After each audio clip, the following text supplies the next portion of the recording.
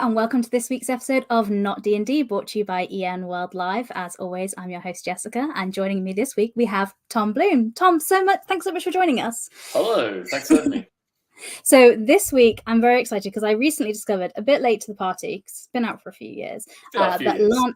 Yeah, it's been out a few years, but I don't know where I've been. But I recently heard about it and was reading about it, and I was so excited. So I wanted to have you on the show to come on and talk about Lancer and share it with everybody.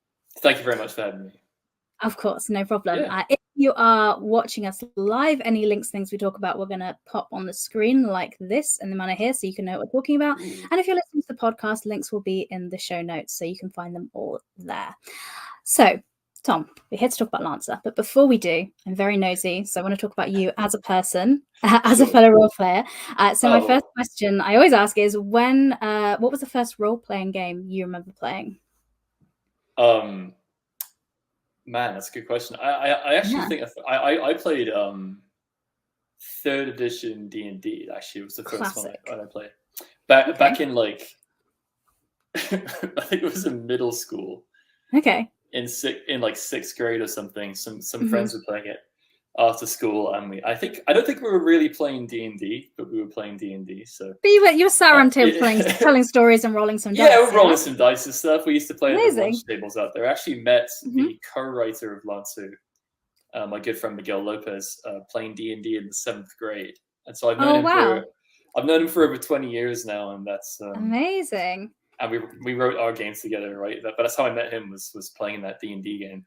Perfect. Yeah, that's how circular for this podcast. It's kind of cool, right? Yeah. Then I stopped playing D&D for a while after middle school. Yeah.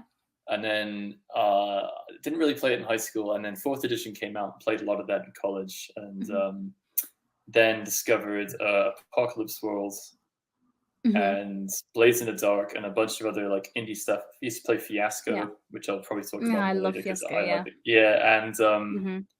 And we had played Fiasco Writer's Circle style, like telephone style, but we'd do a scene that we passed it around like on like we had like a Facebook group where we played Fiasco. It was weird. It was a strange way to play that game, but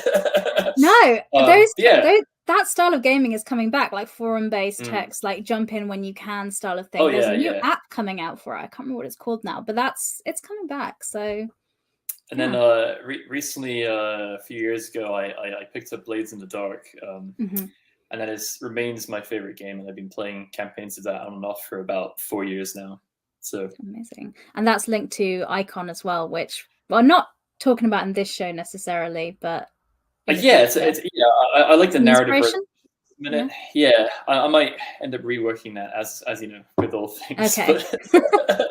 Maybe not. But anyway, that's not what we're here to talk about. We're here to talk about Lancer in this show, so I'm trying to focus on that. But yeah, so your journey has gone from like classically playing D&D into kind of more indie stuff. So how did you end up creating games opposed to being somebody that just plays them and enjoys them?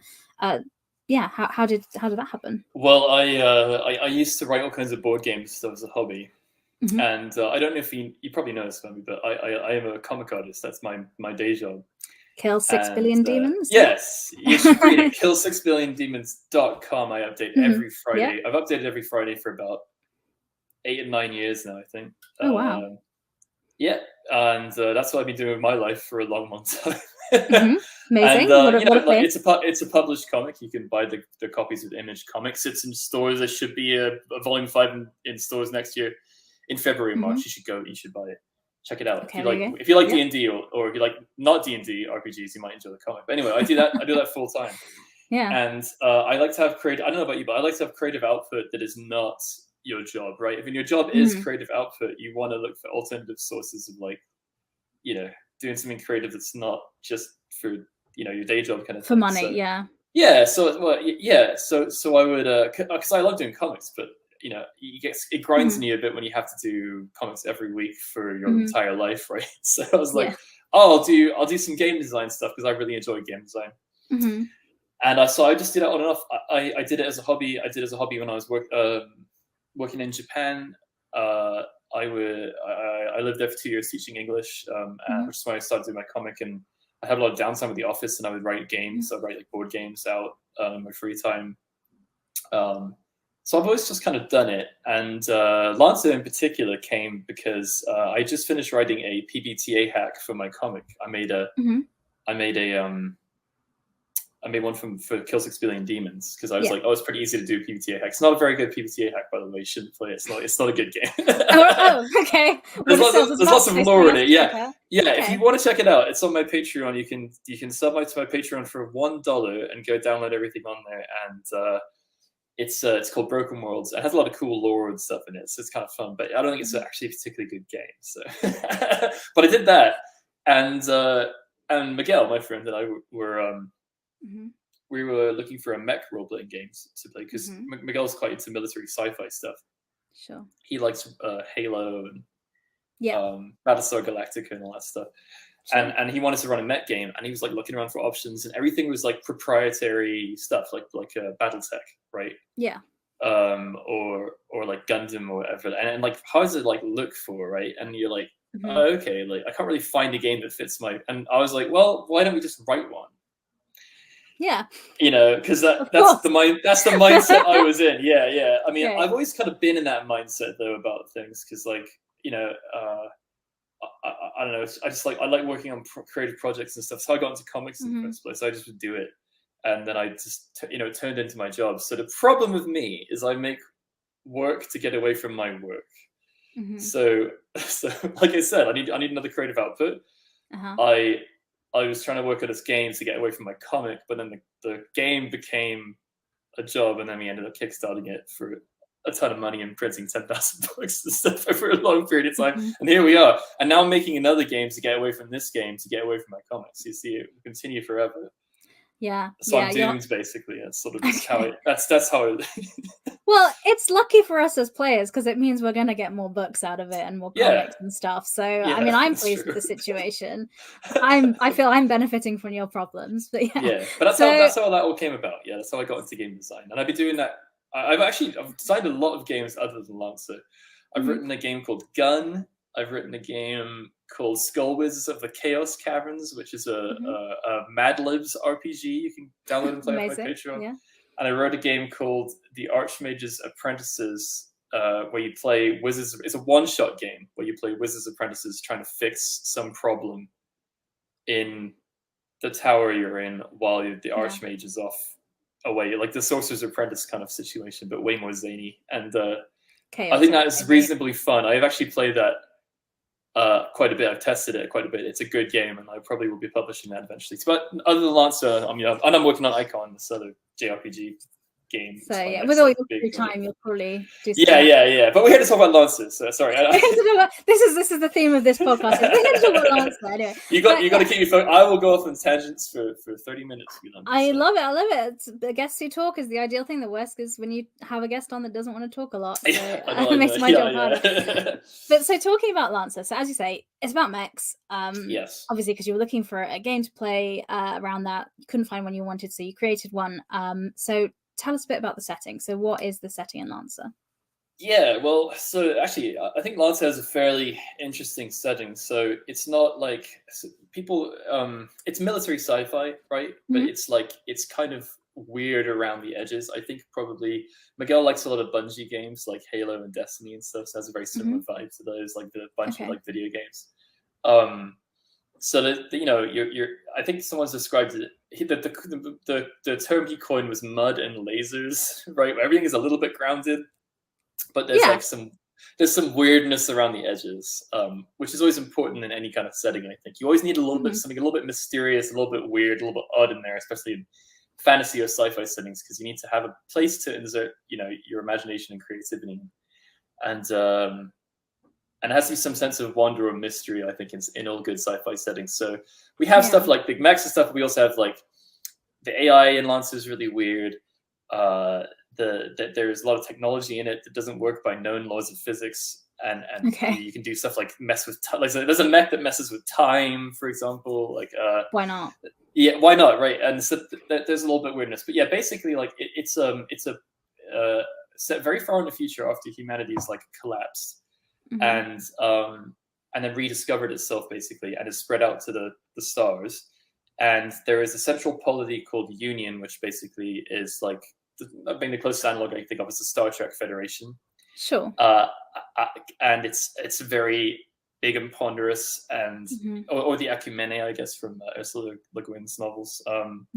So basically, it's this huge space hegemon, and it's like trying to unite and kind of reunite humanity after it's been scattered to the stars and basically all the growing pains they're in. And it's got a very complicated. It's very political and very like bureaucratic, is it? And yeah, yeah. But there was a couple of things about the setting that I think were very worth highlighting.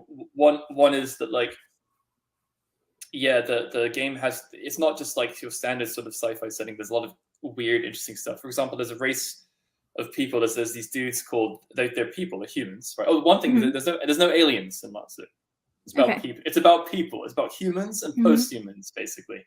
And that was important to us because we wanted it to be about people and their struggles and not about an other that we could foist all your grievances on. It's about us, and the people you're fighting are people, and we should be considering that. And so it has that kind of tone to it. It's one where humanity is about humanity, basically. And there's no aliens, there's nothing like that. Okay. It's one where the setting is very weird, like I mentioned. So one kind of person is there's these guys called the Voladors, for example, and they live in between space in these big like city ships, and like they live in like sort of like the blink space, the warp kind of area, and they're all 8 foot tall. And they have, and they all wear power armor and never come out of it. And they trade. They could show up, they trade, and they disappear. Their technology is like 3,000 years ahead of where it should be. They have different concepts of gender. They're pacifistic. They're all anarchists. They have no leadership or anything. They just live on these weird big trader ships that show up, and they might be hunting down time parasites. Just weird shit like that around the edge. And then you have like very grounded, like getting your mech, turn some bolts, like oil it up a bit kind of stuff. Well, that's the wonderful thing about... Sorry, you're saying. No, go on, please. I was saying the nice thing about space is you can do really weird stuff like that because it's such a big universe, and you can kind of be like, you know this about it because you've touched this side of it, but you don't know because it's big and advanced, and you know, Yeah, the point of that is to say that like there's a lot of this parts of the setting which are kind of weird or undefined or mysterious, and they're kind of for you to define in your own game, which I think is important. Like I said, for any fantasy or sci-fi setting, and I like that. I don't like settings where everything is like so clearly written out, and you know,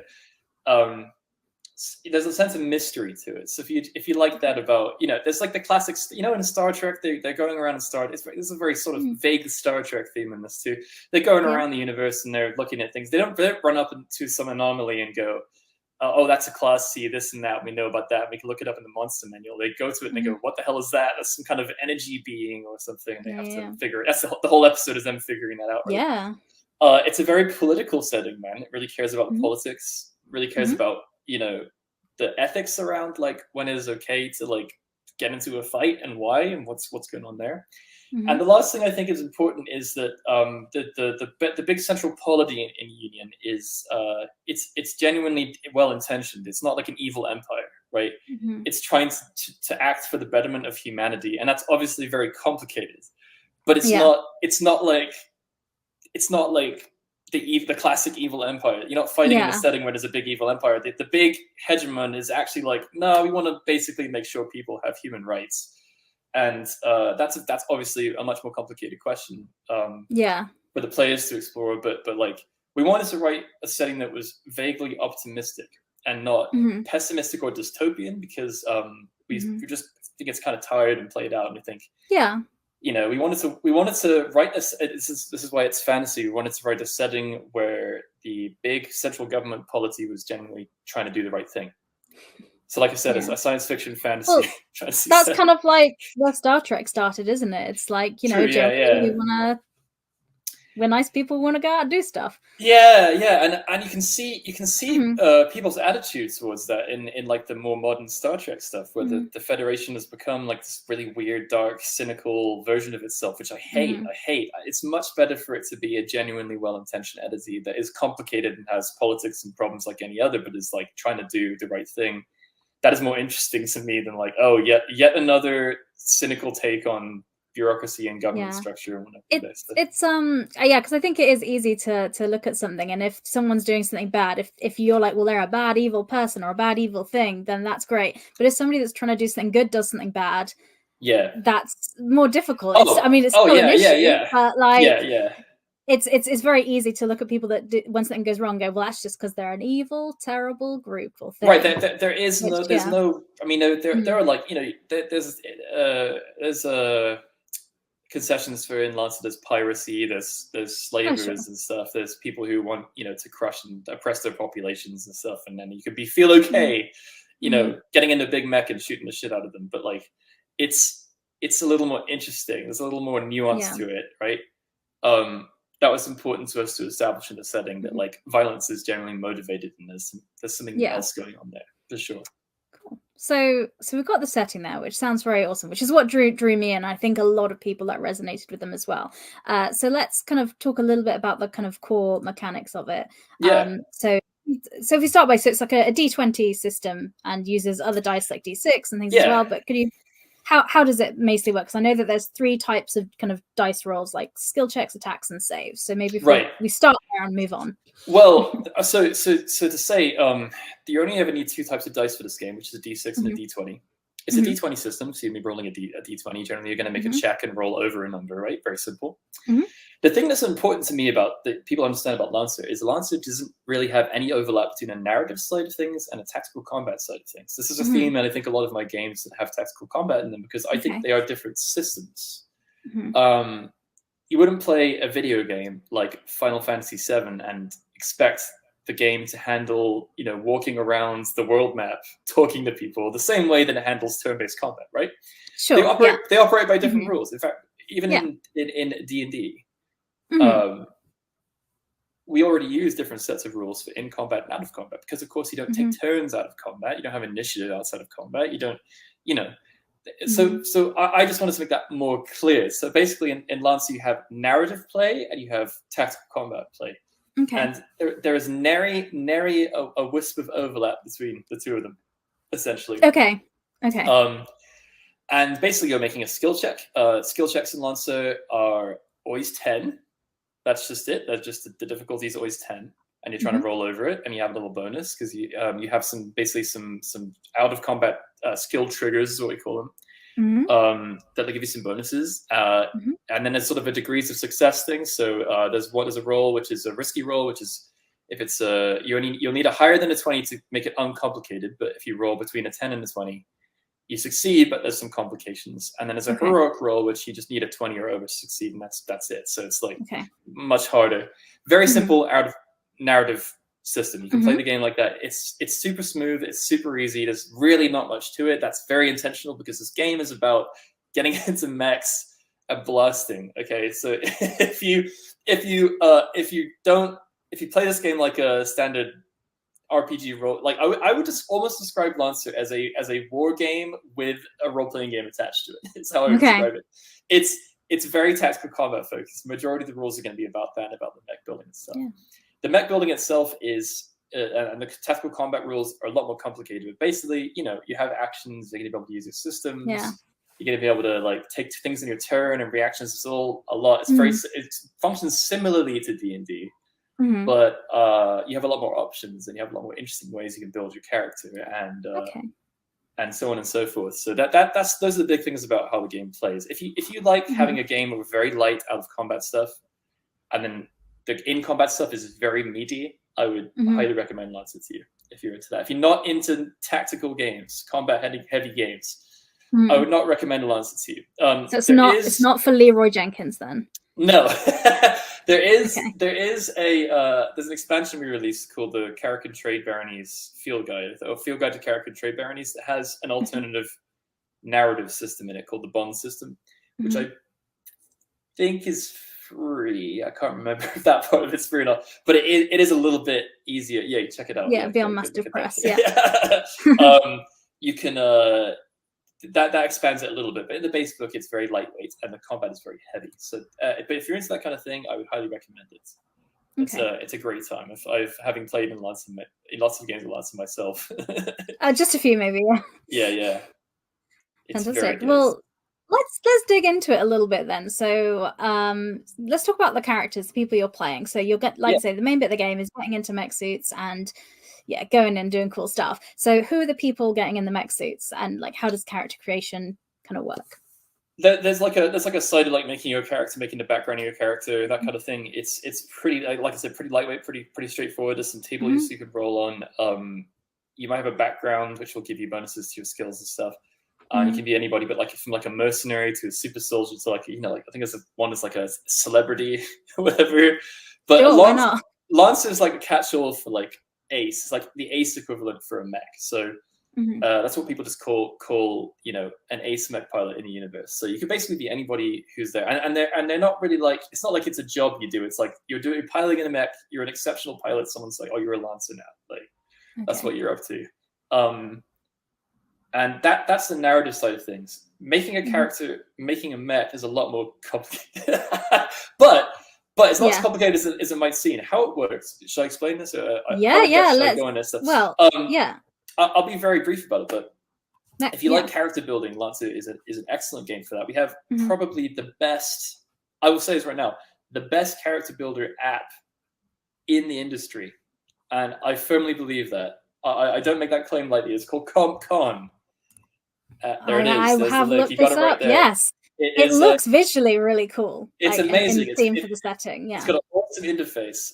You can actually change the setting. One of the settings in there, by the way, will make the homepage of your terminal filled with in-universe shit posting. It will be like its own kind of like PHP forum, like Discord thing, but it's all in stuff, which is awesome. It's the Horus theme. You should try that out if you try the app. I have not tried that out. You can use the character builder. It's really good. It'll let you build a character really quickly and easily. You can put it into active mode. You can actually track everything on the app itself. It's free. Any content we release has all of its player-facing content, so all the new mechs, talents, whatever, come free to put, and you can just download the file and pop them into the app. It runs in a phone. It runs in a web browser. You don't have to install anything.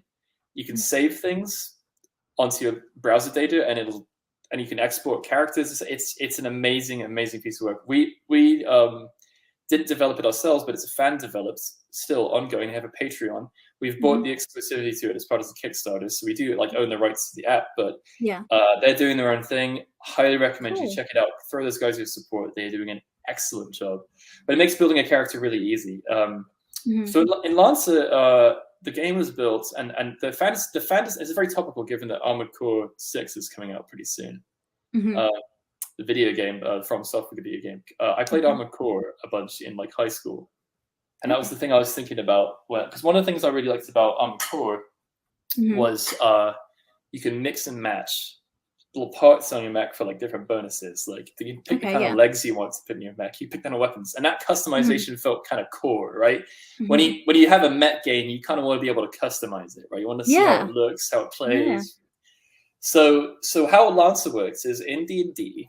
If you've just played D&D, you pick a class and that's it, right? And then you're just doing that for 20 levels or whatever. And if you're a cool kind of try hard person, you might multi-class. You might pick up another class and you might play that. Calm down. Right. Well, Lancer is open-ended, and it's actually built with quote-unquote multi-classing in mind. So basically, you pick a mech, and that mech has like a superpower. It's got like a once a mission ability it has, which kind of themes it, and it's got a core that does cool stuff. Like you can see in the mech combat picture there. You got the Blackbeard there. He's the guy in the front, right? He's doing with his big axe and stuff. He's a melee mech. His deal is he's got like cabling he can use to like Spider-Man around, and he can like scorpion pull people over. And his like once permission power is he can do that to everybody, just suck them all in.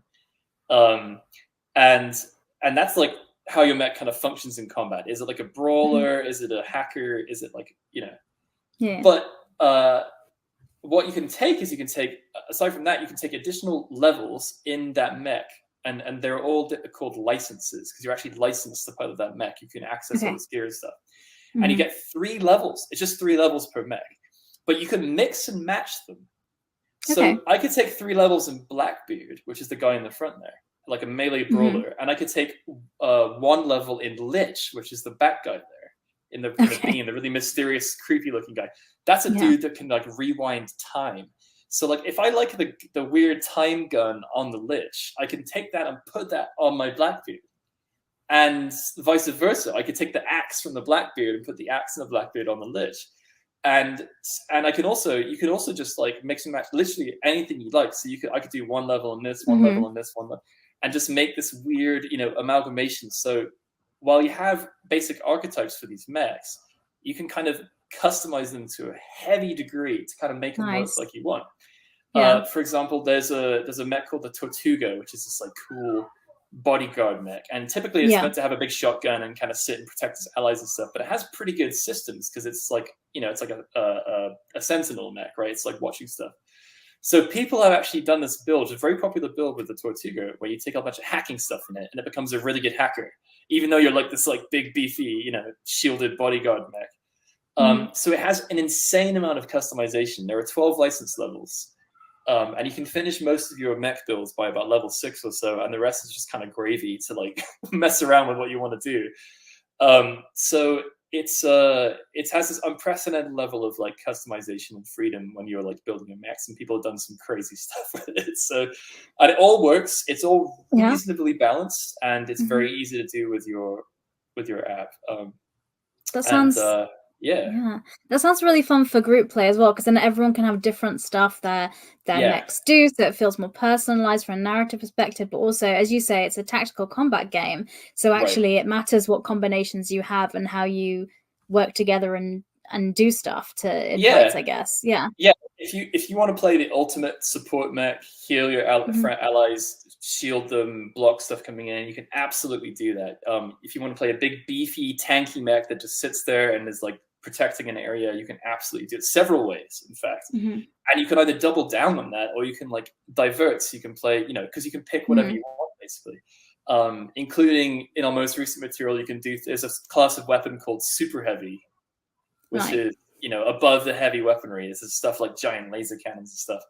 And typically they can only be mounted on the biggest mechs. Well, there's an option in the most recent splat book we just put out where you can pop that in anything, including half-size mechs, which are basically like power suits.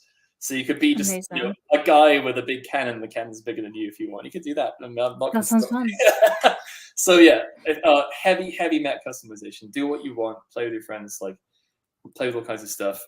And if you're into character building, if you're into that kind of thing, it's like a playground for you, basically. Yeah, that sounds very appealing to me with that. Do you have any particular mechs you've created that you've got a soft spot for, or any particular ones that have stood out to you that you've played with or seen? Oh yeah. Well, I mean, so, the mech. There's actually there are. I think in the base there's 29 mechs, and then we have a bunch more in the splat books. So there's a lot of options. It was a nightmare to balance everything. I was about to say, when you said it's all balanced, I was like, how? Yeah. Well, it took a long time and a lot of playtesting. Is basically the answer. I'm very partial. I quite like the Tortuga myself. I also I'm a fan of the Lich, which is the one I just talked about. That sounds cool. The concept. The idea. So the Lich belongs to one of the manufacturers. There are 4 manufacturers in this game, which is basically how we talk about like sort of like roughly like role right in combat. Okay. So you have IPS North Star, which make the big rugged mechs to look like something from StarCraft, right? They're the big like mining mechs. You have Harrison Armory, which make energy mechs. They do like energy weapons, energy shielding. They're all top of the line advanced stuff.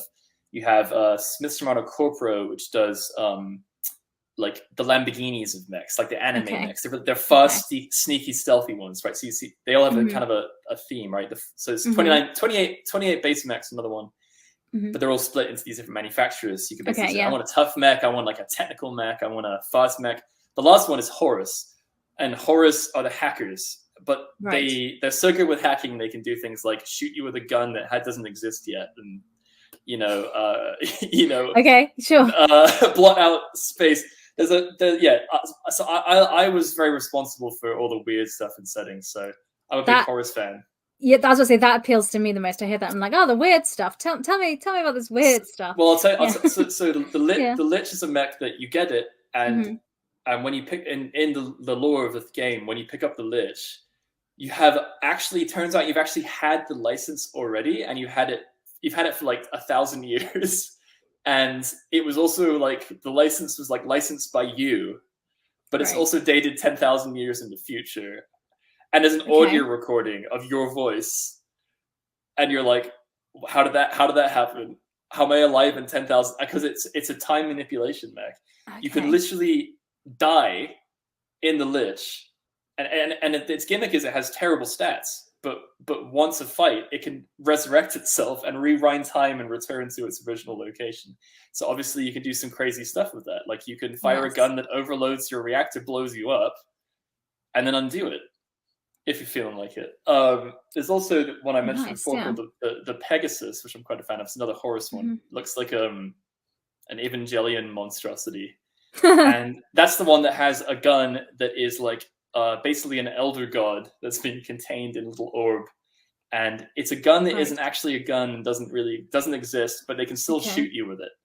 And its gimmick is it can just do 1 damage to anything, and that's it. And there's nothing that can prevent it. You just do 1 damage to somebody, which is very useful in a game where you have energy shields and armor and all kinds of stuff. So all kinds of weird esoteric stuff, and then there's like there's like the Lancaster, which is like a big big dog mech that shoots you with healing foam and helps you out. Like it runs the gamut. That sounds great. That sounds awesome. It sounds fun. So it sounds like this game really delivers on, hey, I want to mess around in mechs and make some really cool, fun stuff, and you can customize it and make it. Sounds like it absolutely delivers. We talked a bit about how you said how the rules for kind of narrative combat and narrative play and combat are different. Quite separate. So we talked a little bit about skill checks being different. Is it possible to give an overview of mech combat and how what that looks like? And basically, I'll give you the basic pitch, man. It's round based. It runs off a popcorn initiative system, which I quite like. What that means is when you go, it's going to be a player, then an NPC, then a player, then an NPC. Okay. So you don't get this big crush of players alpha striking all the NPCs or vice versa. So it doesn't feel bad.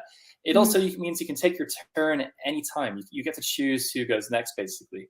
So you're always kind of engaged. There's also a lot of reactions in the game if you think about the DnD reactions. So you can always act out a turn. You can be like, oh, I want to go now because I want to do this cool thing and set you up for my next. A lot of teamwork involved in that. Nice. Yeah. You basically have you can on your turn you can take 2 quick actions or full actions. You can do 1 or 2 things basically. And but there's another mechanic, and that's like shooting guns, hacking. You can always move, right? You can always do that stuff. So there's a variety of stuff, and the systems you get from your mech licenses will give you more options for that, like swing a big axe, or put out an energy shield, or rewind someone's chronology or whatever. Like I said, for example, right. As one does casually. Yeah. But there is this other concept in the game called overcharging. And that gives you an extra action to work with in return, but it puts heat on your mech. And heat is like another kind of health bar. It's like your mech heats up. And also your mech can heat up from other systems and actions that they take. So it has kind of a risk-reward thing baked in. Because if you're too hot, your reactor might overload and you might explode. That's the other thing kind of fancy I've always enjoyed about mechs is like, oh, they're like, they have working like nuclear reactors in them, basically. Yeah. So, okay. Yeah. Cool. So there's like a risk reward into the combat. You can be very aggressive, but it's very risky, or you can play it safe. It's also a very kinetic system. I think if you're looking for big HP pools, low damage, not the case. Lancer has low HP pools, high damage. Stuff will die very fast, including you. Although there is one thing about it, which is that you have multiple health bars. You have this thing called structure. And unlike in D&D, when you go to 0, you're not defeated because you're in a big mech, right? But what might happen is your like arm might blow off, or you might blow a system off or something. So you could be in this like walking shell of a mech as you lose more and more structure. And you're only really defeated as you get to the bottom, and then it blows up and stuff. It gets more and more likely that the next hit's going to cripple you. So again, it has that kind of risk reward thing going on. So if you like that, I would also recommend this game. That does sound very appealing to me. I love when I do play. This is not D&D show, so not to talk about that. But when I do play D&D, I always play the road because I like the fact there's so many reactions and things going on, and I can interact and set other people's stuff up for that. And I found with some of the classes you don't get that, and you have your turn and then you sit and wait. And that's frustrating. Right. It sounds like this is much more dynamic, and you have much more opportunity to like get involved and do stuff. And so that sounds really awesome and fun, and feels more like a chaotic mech battle as well, with loads of stuff going on around you. Yeah. And the other thing is, like, it's important to me in all my RPG design, stuff feels effective. Mm-hmm. People are playing through Baldur's Gate 3 right now. I don't know if you are. I am playing. I haven't yet, because I'm not sure if I'm ready to give up my life to it yet. There's a big complaint that, like, missing a lot feels awful, and it doesn't base in low-level D&D, because you miss and your entire turn was spent doing nothing, right? That sounds so funny, yeah. So Lancer, not only do you have a lot of options, but also the options tend to be quite effective, and they tend to do something even when you don't. So you will feel like your turns are well spent generally. It is a good feeling game to play, I would say. Nice. And I'm a little biased. That sounds good. Well, yeah. Well, obviously, I mean, it's, your game, so you made it how you think best. Everyone does. But yeah, that's awesome. I mean, mech combat sounds super fun, and this is like kind of the heart of the game, and what draws you to kind of play. So that's when you shoot a big gun, it should do something. That's what I think. Definitely, something should happen. But talking a little bit, so we talked about, like, you can customize your mechs, there's mech combat, the characters and the stuff, but I also want to talk about the structure of the game as well, like missions, uptime and downtime.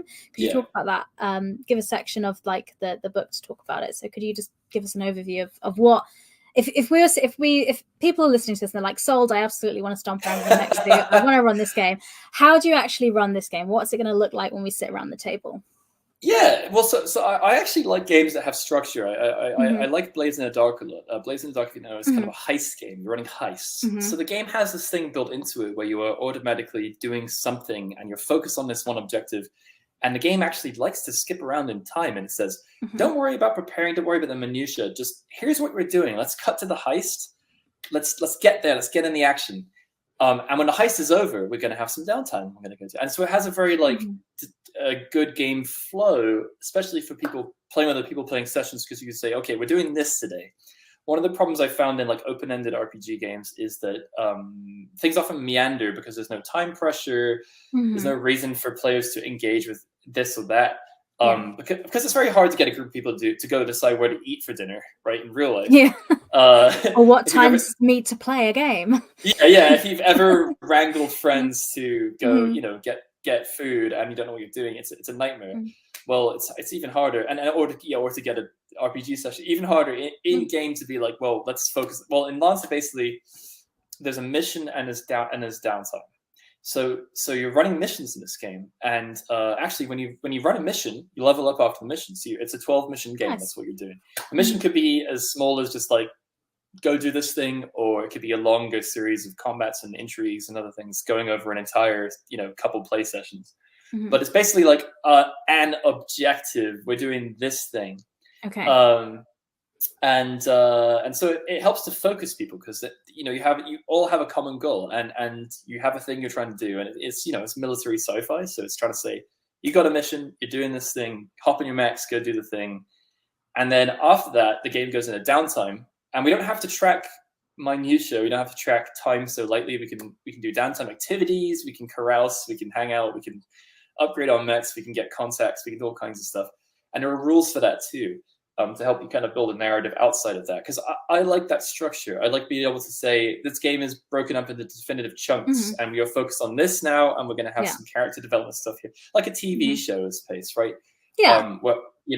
So it gives it's very easier to run for the GM, because you can think about when to prepare certain things. Easier for the players, because you all have a goal you're working towards, and you can figure out when to fit scenes and ideas and things you have into that structure. So I quite like it a lot. I think all my games I've written have had something like that, because I really enjoy having this pre-built thing to hang a game off of. I think it's very helpful. So yeah, I agree as well. I've been playing games for years, but I only recently started GMing for like this year. And sometimes I think when you're especially when you're new to running games, having a structure or just something in place for you feels, well, for me, definitely feels more comforting. I'm like, okay, so I do this and I do this, and it just gives me a bit more kind of guidance into how to run the game and how to make sure everyone's having a good time. Right. Linked to that, I would ask, if somebody, for example, had recently discovered Lancer and was recently GMing games, what advice would you give to somebody who's picking up Lancer to run it for the first time? Oh, use the app. Use the app, because it will even has an encounter builder in it for you. Okay. And it will run it. Yeah, and again, Conda app. Check it out. Yeah. Even if you're not going to play Lancer, go check the app out. You don't have to sign up for anything. Just load it in your browser. Mess around with it. It looks pretty, if nothing else. It has all the stuff you need to build characters without any commitment from you. Just go make a few characters, see how you feel. And for the GMs, if you buy the core book, you can download all the NPC data and actually build encounters, and it'll help you do that. Oh, nice. Very straightforward, easy to run. You could even use the active mode in it to track all the HP and actions and stuff. It's like super simple. So highly would recommend that. And then also I would think about like, do you like running tactical combat? Because that's really what the game is about. And if you're trying to look for a more like, intrigue focused game, story focused game, you can definitely do it with Lancer, but it's probably better fits for your kind of game, I think, than Lancer. But if you're into the tactical combat, if you're into like the military sci-fi kind of thing, it's definitely a good game, a great game for you, I would say. Probably the best one actually for mech stuff, for sure. Perfect. That's what I would say. Perfect. Well, I haven't tried running a very tactical combat type game, so I want to try it. So that's why I was looking at this. I was like, this could be the thing for me. But fantastic. Well, I think unless there's anything else you want to brag about the game, if there's anything else, a question that I haven't asked you, or something you wanted to say that you haven't had the chance to yet, or any closing words you want to say about Lancer, now is the time. No pressure. Do you have any extra like personal questions about Lancer you're curious about, or? I've kind of gone through, because the good thing about doing these interviews is I get to just write all the questions I want to know the answers. Yeah. If somebody's watching, because we're pre-recording this, and if somebody's watching and they have a question, where's the best place for them to get in touch with you to ask as well? I would say you can just like Twitter or something. Yeah, get me on Twitter. No, it's X now. Oh, use its proper name. X. You can X me on X or at me on Twitter, or Lancer RPG with a question. _RPG as well. I'm sure there's links to your Discord as well on the website as well. So fab. So if you have any questions and you're like, Jess, obviously you should have asked this, please go ahead and get involved with the community and ask that. I do hope you check the game out. I hope you can run it, give it a shot. Let's see if you enjoy it. Well, I've already got the PDF right here on my computer, so why not? Nice. I should mention. It is important to mention a big thing. Actually, the game is actually free. You can So there you go. Nice. You're so good with this. Thank you. So all the player facing content is free. It's free. It's the entire book except for the lore section in the back and the GM rules for the NPCs and stuff. So if you want to run the game as a GM, you will need a copy. It's $25. I think that's a very reasonable ask, especially considering all the other stuff we're giving you. But all player content, that is all mechs, all character options, the introduction, it's literally the book with just the last 100 pages locked up. It's the same book. All the art, everything is in there. So you can just go download it for free and check it out. And the app's free. Building characters in the app is free. All player-facing stuff, that's like all the stuff that you could use for your character from all of our Splat books is all free. You can download it and pop it into CompCon and use it without paying us a cent.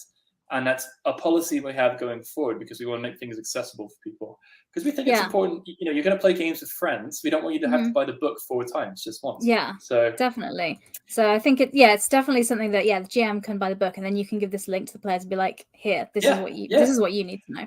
Go check it out. Like, go download it right now. I'm not going to stop you. And, if you want to buy a Splat book later because you want to support us, go ahead and do that. But yes.